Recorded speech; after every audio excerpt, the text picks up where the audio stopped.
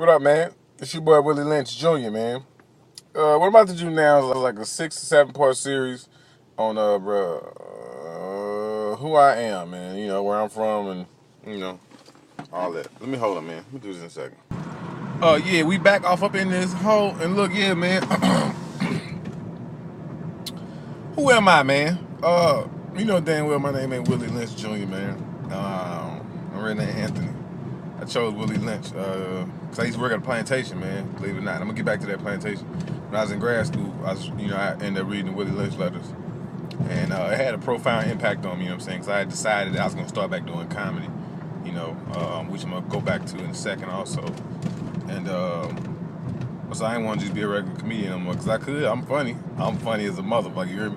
I could just talk about regular shit like masturbating, how I used to play with myself even when I wasn't supposed to. Even when I wasn't no hard, I would snatch the skin back off. I mean, I would yank that motherfucker in the summertime. Ooh, nigga, I was crazy. But nevertheless, my point is, I didn't want to be just a regular comedian anymore because I started studying. I become conscious. I started, reading a lot of history, a lot of literature, on African people in world history. And I was like, you know what? I'm gonna be different. So I chose the name Willie Lynch. God damn it, I dropped my book. Look, man.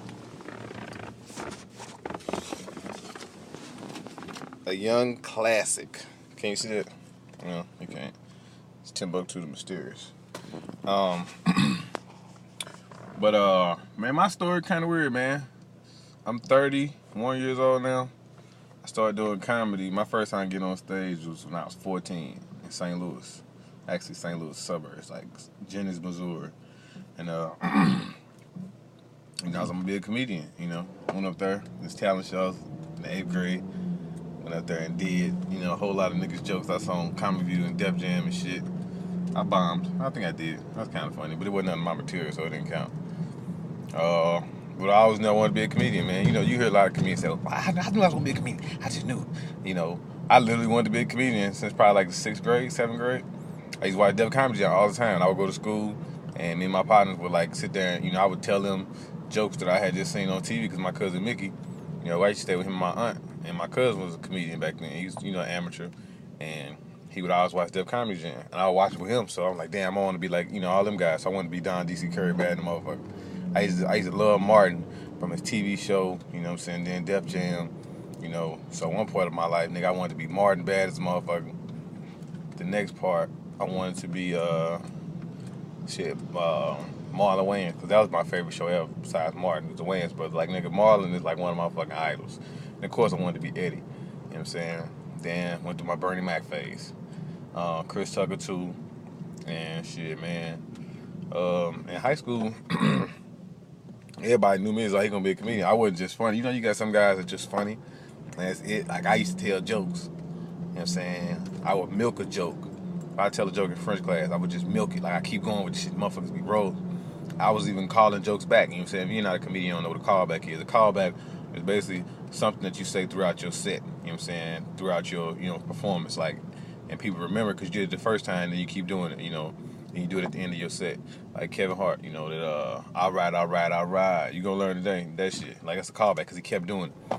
But I was doing that, I watched comedy. My grandma and my grandma stayed down the street from me. Well, up the street, her and my grandfather.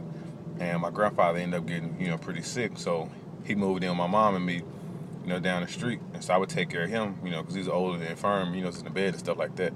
I would take care of him at night, and then during the day, at daytime, then during the night, I would, walk up the street, stay with my grandma. She was relatively healthy. She was old, but she was cool. So we would watch Comedy View every day. She would tape every episode. She loved that shit. She loved Cedric Entertainer. She loved Don D.C. Curry. She loved Steve Harvey. You know what I'm saying? Like, so that's my background in comedy, man, like the early years. And we're going to get to part 2 in a second. I know this is kind of jumbled up, but, man, I got a boo-boo bad in the motherfucker. And I was finna sit here and keep talking to y'all, but I got to go get rid of this mud because I'm talking about it's up in me. You heard me. I'm talking about you can, like, and I got on some boxes. I usually wear them little briefs from Express, so they keep your balls and all your shit tight together and everything. But nigga, these boxes I got on now because I was doing laundry. Nigga, one nugget. If you get a nugget that slip up out your booty, it's gonna roll out end up in your ankle part of your shoe. So this is part one, man. This is, Willie Lynch Jr., the comedy, the comedian. You know what I'm saying? So part two, we're gonna get even deeper. We're gonna get to I was age. Nah. Before I even get out this car, I'm gonna tell you my grandma. So this is why I used to watch comedy with my grandma every day. My grandma found out that I wanted to be a comedian because my sister told her. I was in the 9th grade. My grandma, she didn't go off on me, but she did everything in her power to convince me not to do comedy. I told you my real name Anthony, and she used to call me Andy Pooh. She said, Andy, you don't need to be no damn comedy. You ain't even funny. You need to go to college, become a lawyer. I said, Grandma, I am funny. I say, Auntie Boo and my mama and Auntie Patty, they always laugh at me, you know what I'm saying? When I tell jokes, she said, only everybody laugh because they feel sorry for you. Like she literally did everything she could to discourage me from doing comedy. You know what I'm saying? And even when I graduated college, same thing. She was like, leave that comedy shit alone. This is one of the last things she told me before she died. Because she died a couple of months after I got my bachelor's degree. She was really like into me going to college and getting my education. And she said, leave that comedy shit alone. And so yeah, she was completely against my doing comedy. That's one of the reasons why I didn't do it until just so much later. But what I'm gonna do now is after I go boo boo, I'm gonna talk to y'all some more and tell y'all about college years and comedy and me. Hold tight, bitches. This is your boy Willie Lynch Jr. You gotta bounce when you say the Junior. Wine.